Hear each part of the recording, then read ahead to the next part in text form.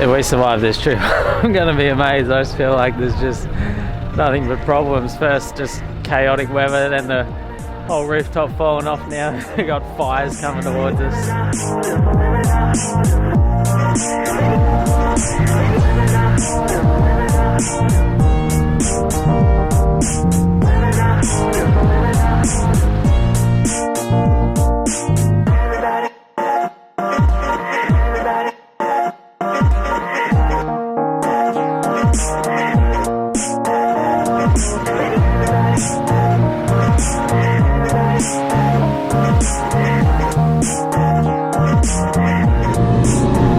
I get through, just 30 kilo range into it.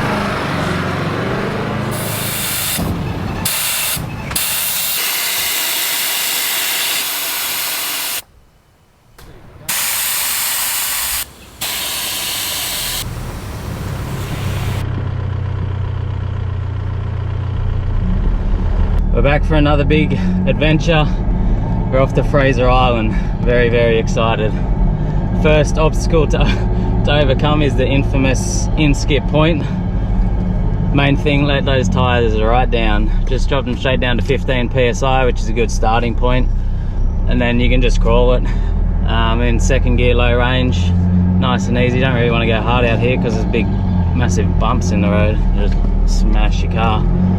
But yeah, this is a famous spot for getting bogged. I got bogged in Skip Point YouTube and Facebook page and everything else, just because you come straight off the tar onto quite soft sand, and you know, it's a very popular tourist destination.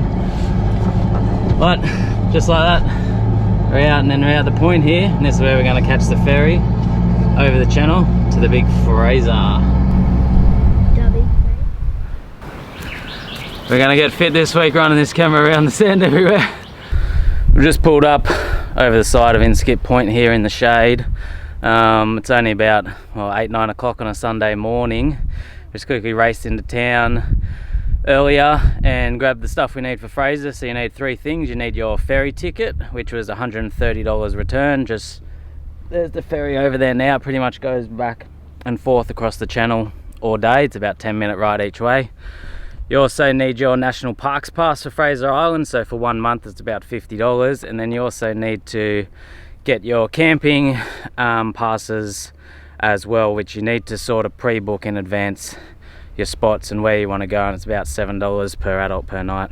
We made the massive drive here yesterday. It took us about 10 hours to get here from where we live, and we just camped at Inskip Point last night. There's campsites throughout this whole area, and then we just had to duck back into town this morning to get all that stuff for the island, and we got fuel back in town, a few last minute groceries as well. There's the ferry heading over there now. So there's the line up to come off Fraser, and then there's a bit of a line up here to go up Inskip Point. Have a bite to eat here, and then we'll go line up and get this ferry over there. Haven't even worked out what we're going to do when we get to the island yet, but we'll grab our map out and work out where we're going to go today. There is a few storms and that around today. I don't know, may get a little bit of rain. There's a reasonably strong southeaster blowing, but then the weather's sort of looking pretty good for most of the week that we're going to be over there. We'll spend about a week on the island.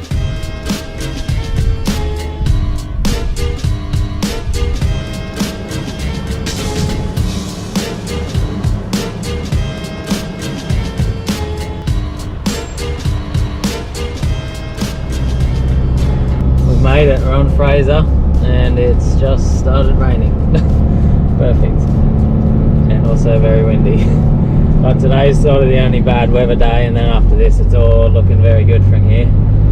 You come off at land on Fraser Island at the very southern tip of the island. Then once you come off the ferry, you can go left, but you come to a dead end down there in a little bit. So pretty much go right, and then just follow the beach, hook around the point, and then just start heading up the island. Now it's slowish tide at the moment, so we're good to cruise the beach. At highest tide, there's an inland track not too long after you get off the ferry, which you normally have to take depending on the sands, because you can't get through this area around that few hours around high tide. So we've just got a bit of a beach drive now. We're gonna start making our way up.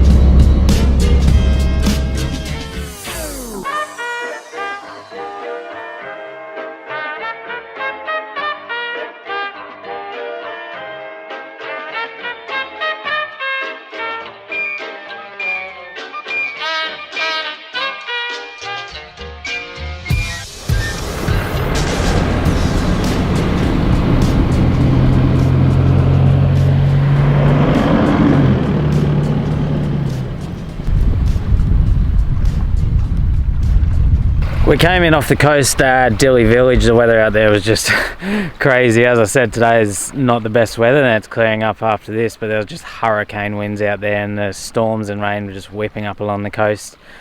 So at Dili Village we came inland on one of the inland tracks which takes you up along a few of the lakes. It's definitely more protected in here. This is the first one we stopped at, Lake Boomagen. Now this is like a tea tree stained lake, but it's all still beautiful fresh water. Have a bit of a chill here for a bit, and then the next one we'll stop at will be Lake Birrabeen, and that place is just spectacular there. Didn't last long before we got hit with a shower rain here too. Gonna have to duck back up to the car, I think.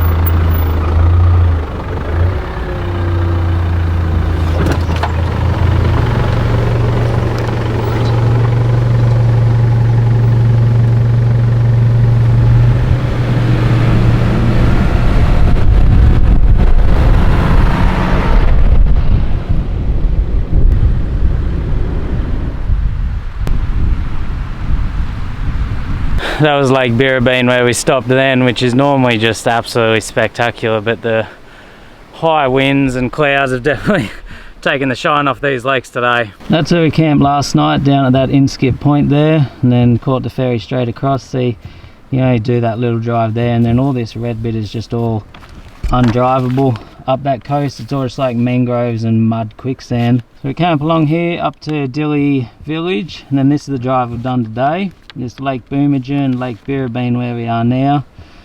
Then there's absolutely beautiful spots when the weather's good, but the weather's definitely taken the shine off them a little bit today. And we're just working out where to go from here because we got this southeast wind today and again tomorrow, so thinking maybe coming back out here, shoot up and then over the west coast tonight, which is a bit of a drive, but it's going to be beautiful over there.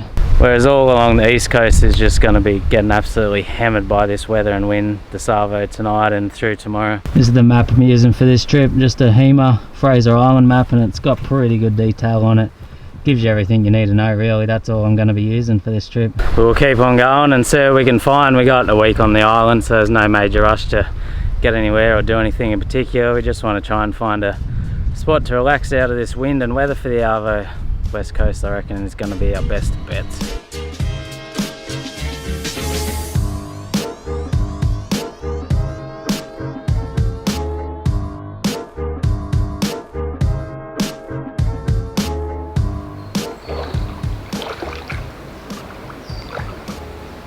After we left that Lake Birrabeen, pretty much followed the track about 5 k's through to Central Station. That's where pulled up now. It's like a beautiful spot here in the forest. The sun shines down through the trees here. It's just got that real rainforest vibe. Now some old logging machinery in that back up at the start there, heap of tables and picnic areas. There's about a K walk down through the area along this creek, which is just another one of Fraser's absolutely crystal clear creeks. Like when you're walking along you can't even really tell there's water in it. It's that clear, it just looks like a sand track through the bush. From Central Station, the plan was to make our way over to the west coast and spend the afternoon relaxing there. But it took us a little longer to get there than expected because things did not go to plan. I'll explain what happened. As you can see, our first day of our Fraser Island trip didn't end up exactly going too well.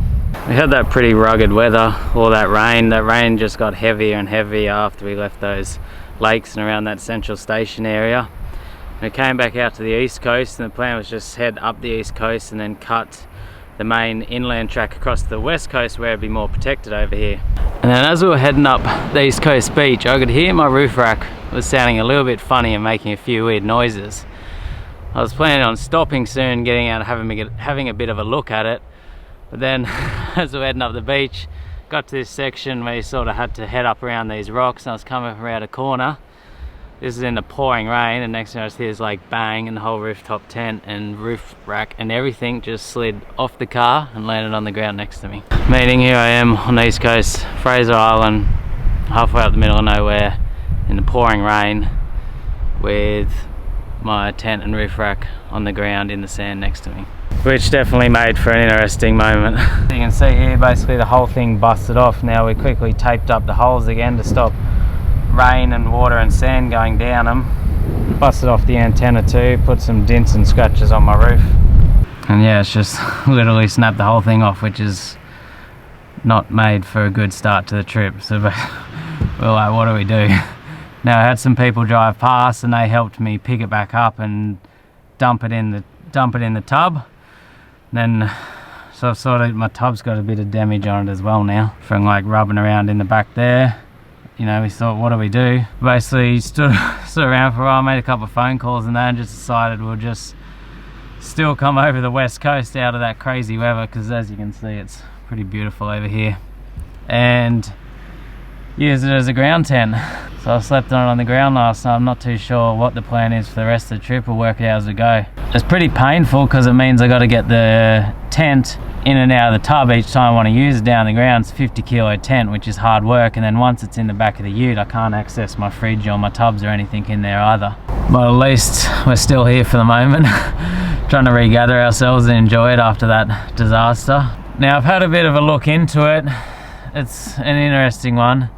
See, those roof racks are meant to be rated to 100 kilos, I'm pretty sure it is. It could be 80, but I'm fairly sure it's 100. And that's a 50 kilo rooftop tent.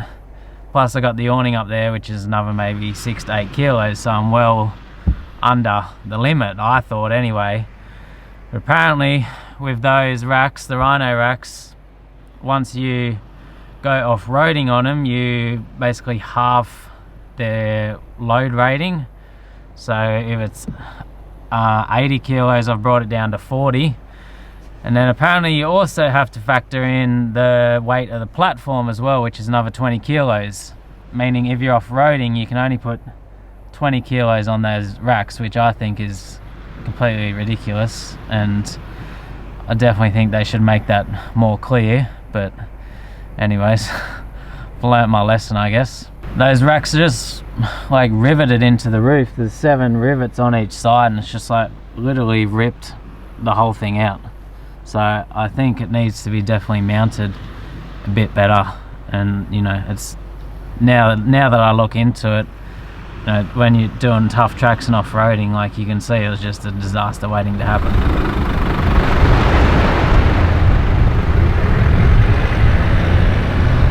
Just left our camp all set up there. We're going to go for a cruise up along this west coastline. There's not a massive amount of it that you can drive, but we'll check out what we can drive. It's about maybe a 25k stretch or something, I don't know.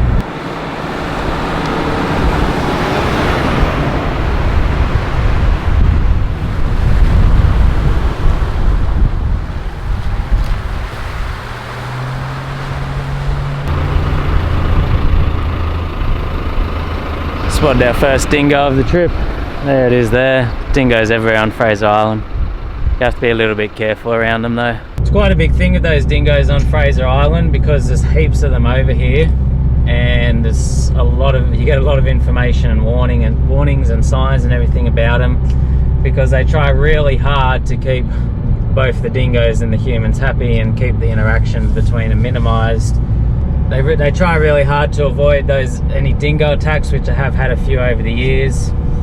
But yeah, you just have to be quite careful around them. And when you get a pamphlet of how to sort of be careful and safe around them. There are particular campgrounds on Fraser that are fenced off. If you have like kids and that with you and you're a bit worried, then you can camp in those areas. But just have to keep an eye on kids around the dingoes, and yeah, just be careful about how you behave. Be very careful of leaving food around or encouraging them. You'd never ever feed them, obviously, or anything like that. Pulled up here to check out this shipwreck. This has been here each year I've come to Fraser, but it's slowly getting more and more disappeared. This is my third time to Fraser. Kai's second, and this is Dad's first time on Fraser. Quite a few wrecks and various things scudded along the coastline of this island.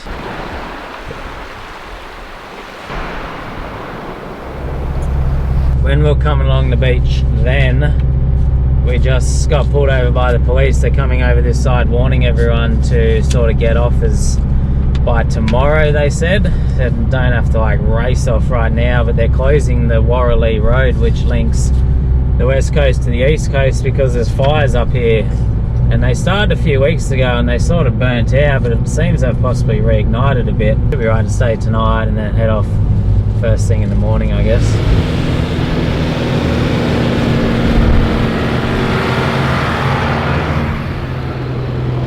We're up near this Awinya Creek now. Awinya Creek's my favourite campsite on Fraser, but it's all closed and it's just like a blackened, smoky mess at the moment, unfortunately. It's crazy how this fire's just burnt through this whole area, and it's sort of slowly, very slowly creeping its way back down along the coastline. I guess that's what they're worried about and why they're talking about closing that inland track.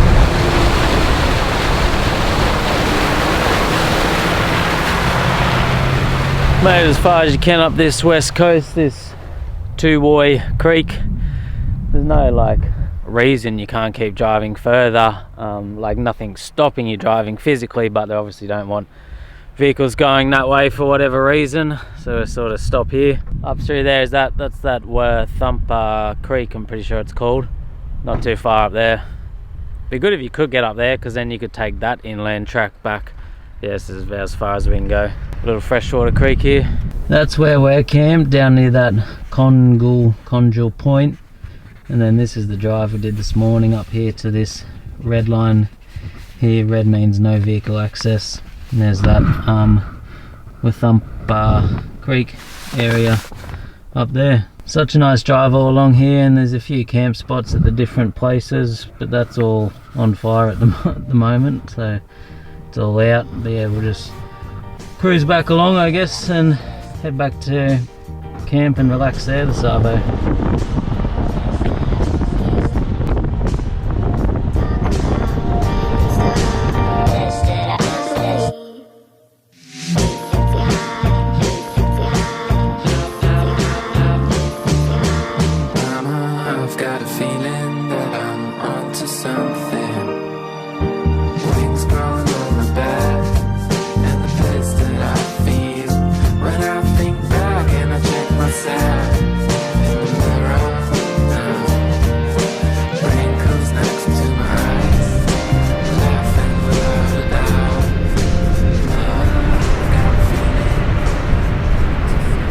There's that fire there, slowly burning its way down that way. You can actually feel the heat off it. It's not like anything crazy, but it's just a line there. And our camp's like way down there, about 15-20 k's away, but yeah, they're concerned about it reaching that inland track and then we can't get back, so that's why we got to sort of get out of here by the morning. The wind's blowing the other way against it, so it hasn't got wind pushing it.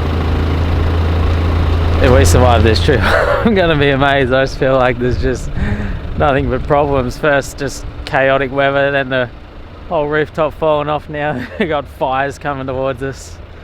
Oh, this four-wheel driving camping certainly does throw a mix of things at you.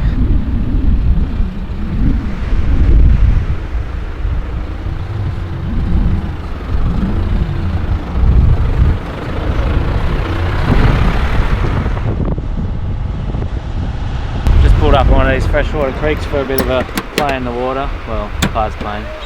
Maybe I should play in the water too. But we had to sort of get back past those rocks there, a few different spots, just because that tide's coming in, and then once you get past that halfway mark, like you can't get around them, and then you'd be stuck up there till dark tonight. Generally, most of the east beach is drivable, depending on conditions. You gotta remember, beach conditions change all the time, but generally the east beach is drivable at all tides. Generally the west beach is not drivable at high tide, or that sort of half of it. West beach is a low tide drive. Quite a few people over here now as well, coming up lunchtime. I guess a lot of people are sort of making a drive over, escaping that east coast where the wind and that's pretty wild. It's so beautiful over here. That I feel when I think back and I check myself in the mirror now.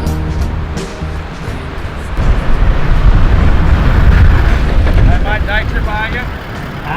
We were camped last night down the end there. Yeah, okay, we'll go on by tomorrow morning. Thank you. That was a big crew then of national parks that I'd have two big Land Cruisers and two of those big, I can't remember what they're called, those big off-road things. But yeah, they're coming down doing laps again, saying, I checked and I said, are we right to stay till tomorrow morning because we're right down the end? They said, yep, that's fine, but you need to be gone by tomorrow. That fire's just slowly creeping this way. I didn't do heaps of filming, but we ended up spending 2-3 hours there just relaxing, having lunch, soaking up the sun, went for a couple of swims, and so nice. It's just absolutely beautiful on this west coast, and it was good to sort of take it easy after the last couple of hectic days and settle down a bit. Tide's starting to come in, so we've got to get moving. We're most of the way back towards camp, but there's a couple of rocky sections here. I know the ones behind us are now gone by water. These ones aren't as bad, so hopefully we can still get through them. Dad went back to camp. He never stopped there with us. He sort of just kept going. So he's been up here the last couple of hours. I don't know what he's been up to.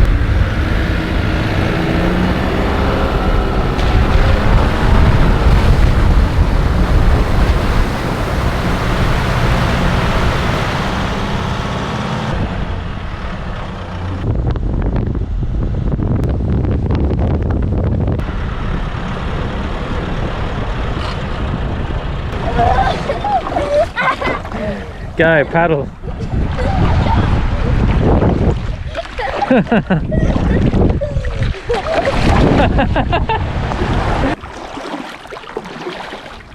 This water is so clear out here, it's amazing.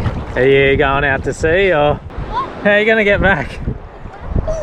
I don't know, you can't. Great, now I got to swim out there. Now I got to swim out to get him. Genius.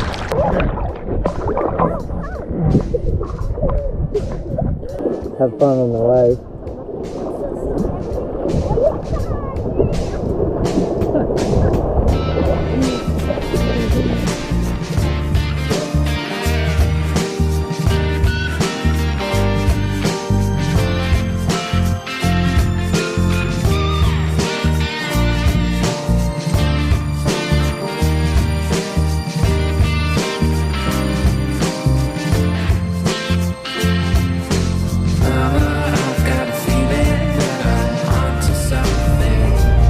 Spent the last couple of hours relaxing in camp there. It's quite windy where we are because we got that creek on the backside, so that's a big saltwater inlet on the backside, and it's quite flat through there, so that wind whips across, meaning we're going to decide we're going to quickly drive up to the creek up here. Damn it, I forget what it's called. But the next spot north, and cook some dinner up at the creek there. And Kyle wants to play in the creek. I'll have a wash off in the fresh water from the day, should be good. Enjoy the sunset up there. Made it through this Warralai Creek. I feel like I'm definitely pronouncing that wrong, but freshwater creek over there. There's heaps of freshwater creeks that run out of Fraser everywhere, so they're good if you want to wash the salt off from the day and have a freshen up. I don't really like going to bed when I'm super salty and covered in sea salt and water, and then I can use the water out of them for washing up and all that too. Quickly duck over there and have a swim, and then we'll cook some dinner and enjoy this view, sunset by the water. Where's the water? Not real deep. Just going to heat up some leftover tacos, Kai's favourite. Made them last night, and we eventually got to camp, and then by the time they're ready, Kai had already fallen asleep, so we missed out. Just having some leftovers tonight. Hey Kai, dinner's ready.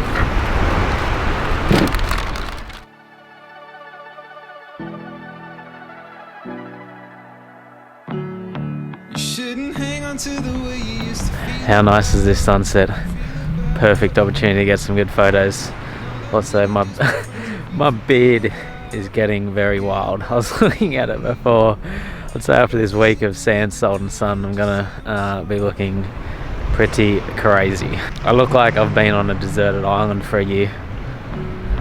You shouldn't hang on to the way you used to feel about me, You know that we could just be friends if you forget about me,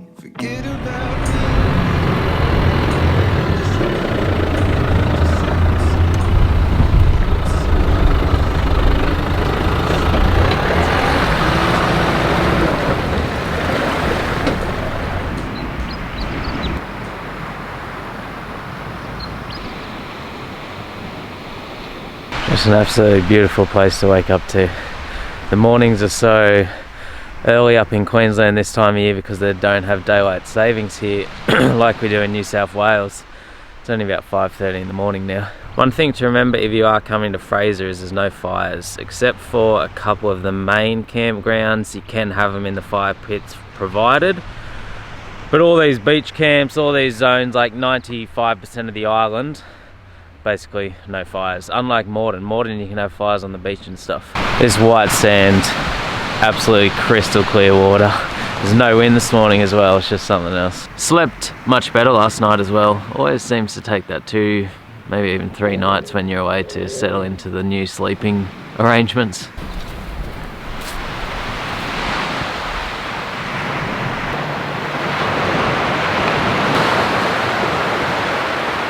This water looks too nice not to head out for a little paddle.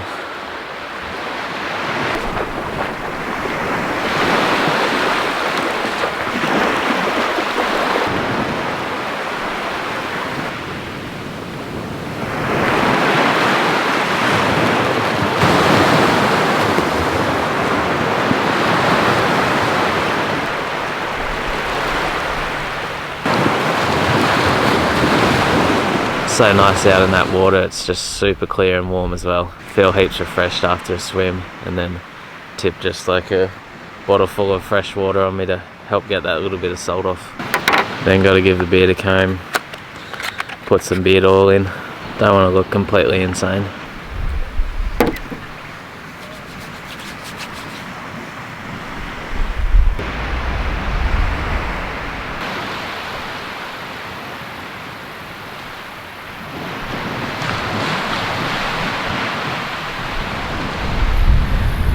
We got the rooftop tent in the back of the ute. Don't even need a tub rack, just launch it in there.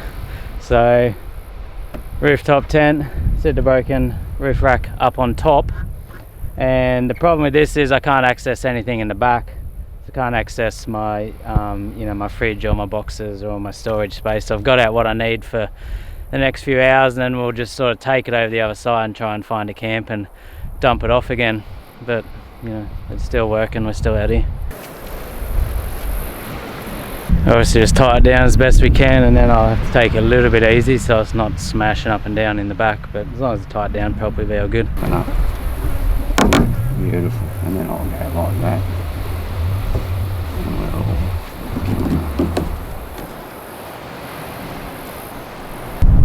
Get this thing on as tight as possible. We got a big rope over the back, and then I'll just with ratchet straps onto the roll bar here on the front, so it's pretty much not going to move at all now, and you know, we don't need any more disasters of things falling off cars. And because the sand is so bumpy out here, like on the inland tracks and that, like whoosh, whoosh, you don't want it bouncing up and down.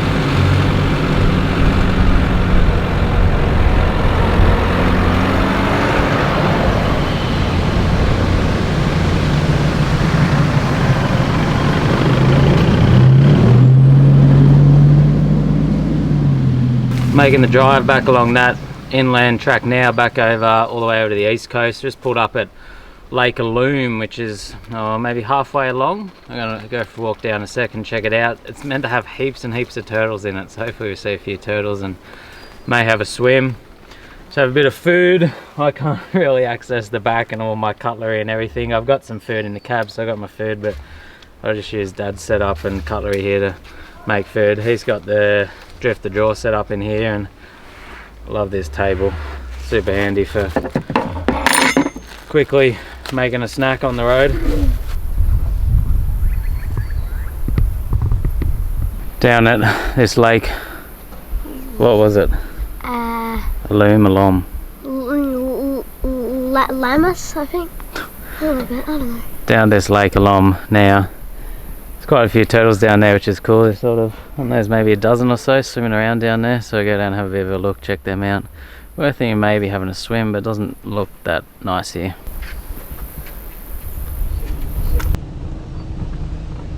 We were actually pretty lucky that we got to see turtles there, because the other couple of times I've been there, I haven't seen them. After spending some time there, we continued making the drive out the remainder of that inland track out to the east coast, where we headed down to Eli Creek for a swim. Made it through to Eli Creek, which is definitely one of the more popular tourist spots on Fraser Island, but it's just absolutely beautiful here. So it's basically a freshwater creek that runs out to the ocean, just constantly flowing. Crystal clear water, white sand. You can sort of park your car out the end, on the end of the creek, but then there's a boardwalk, a couple hundred meters you walk up where you come to like the beginning of it. I don't know how far it goes up there. There's signs saying don't go up through there, so you just sort of start here and then you float your way down the creek. It's some of the cleanest, clearest water you'll find anywhere. We're actually going to fill up our drinking bottles here. I'm not sure on the exact facts. Probably best to check first about drinking this, but we've drunk water out of it heaps of times. It's meant to be just absolutely pure. I've heard, you know, everyone said you can drink out of it. Drinking out of freshwater creeks always has that slight element of risk to it. I know some people will never do it, but we do it all the time everywhere. You know, pick the right creeks, pick the real clear ones, and we've never had an issue with it, but you do just have to be a little bit careful. How's this for a place though? It's super windy back out on this east coast beach. Wind's just hammering in there, but it's quite protected up on this creek. Got to assume as I'm going to go for a float down the stream. You ready, Kai?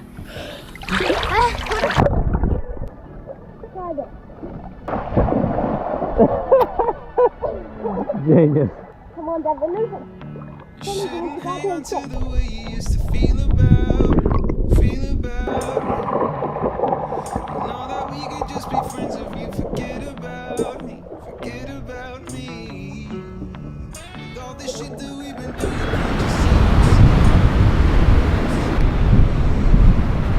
Very windy out here, but that is the Mahino shipwreck. Can't miss it, driving up the east coast of Fraser Island, slowly getting destroyed by the ocean. It's been here for many, many years.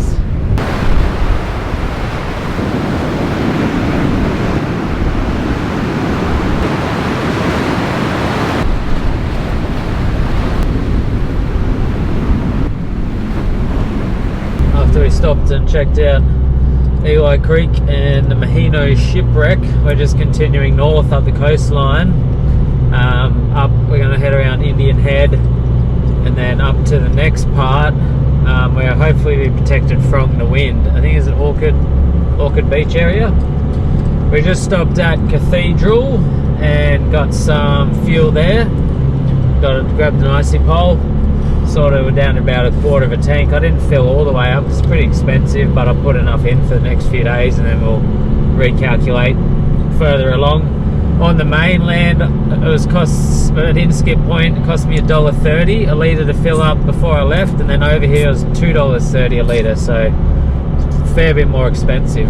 But unless you've got a car with a long range fuel tank, which I don't, or you're willing to bring a heap of jerry cans, then you just got to pay that bit more for this fuel over here, and you're helping support the local businesses and economy over here as well. Keep cruising up this beach and heading north. As we continued our drive north, we actually spotted a pack of 3 baby dingoes cruising around the beach there, which is super cool to see. We got out and tried to get a few photos of them with the camera. From there, we kept going where you hit the Indian Head bypass, which is another notorious spot for people getting caught out just because the sand can get soft there. We never had any dramas there though. It was all good. Just make sure to engage low range. That's what I normally do on these softer sections, as I've been running high range up along the beach drive. From there, it wasn't too much further, and we made it to our camp to settle in for the afternoon. I've made it to our camp. Big day of driving.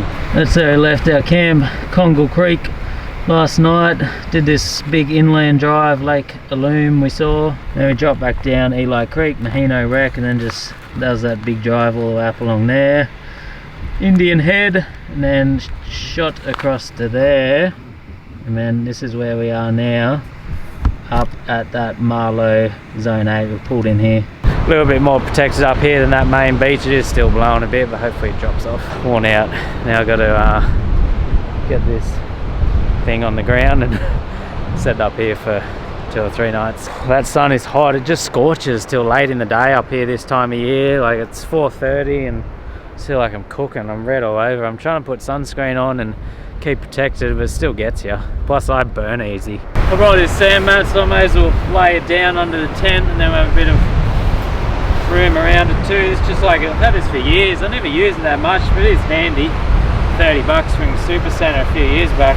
On Fraser Island, in relation to camp zones, you do need to pre-book where you are going to camp. So basically you can plan out and pre-book your whole trip before you do it if you know where you're going to be each night, but that can be extremely painful because we're just literally make it up as we go. We never know where we're going to be on what day or anything. So we sort of book as we go, but it can be hard because you cannot have reception. So over the west coast we had phone reception, but over here I've got no phone reception. So if we didn't book like earlier and then we got here, well then you got no reception to book. You can call up, or you can just do it online on the internet. You do have to keep that in mind though when you're coming here. Boiling some water, gonna cook some pasta and then do some spaghetti bolognese for dinner. Getting pretty hungry. You want pesto pasta? Okay, we're doing pesto pasta. I get asked about this box most trips away now, on Instagram when people see the videos and that. I've had this box for a while now. It's just an alley box. They're a Swedish company, I'm pretty sure, but I got it from Drifter. They're quite expensive, but unreal quality, unbelievable. This has been my favourite box I've used, and nothing wrong with it. Holds up so strong, bashed around the back of the ute. It's no dents on it. Used as a chair, a seat. I just keep all my stuff in it, all my kitchen cooking utensils, all that. But yeah, I love this box. It's so good. How cool are these clouds out here behind us? As that sun goes down, hopefully we get a little bit of colour on them too. Might do a few time lapse.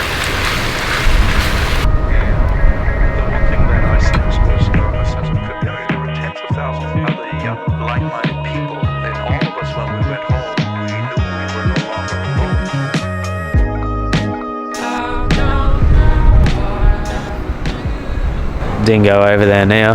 Dad's cooking some tinned fish, sardines or something, I think, and as soon as they smell fish or meat, like they're always on the beach near fishermen and that, they're always looking for those bits of scraps. That one's got an orange tag on it here. They tag and number them and all that so they can keep as best eye on them as they can. I'm pretty sure that Fraser Island is the world's last standing population of purebred dingoes.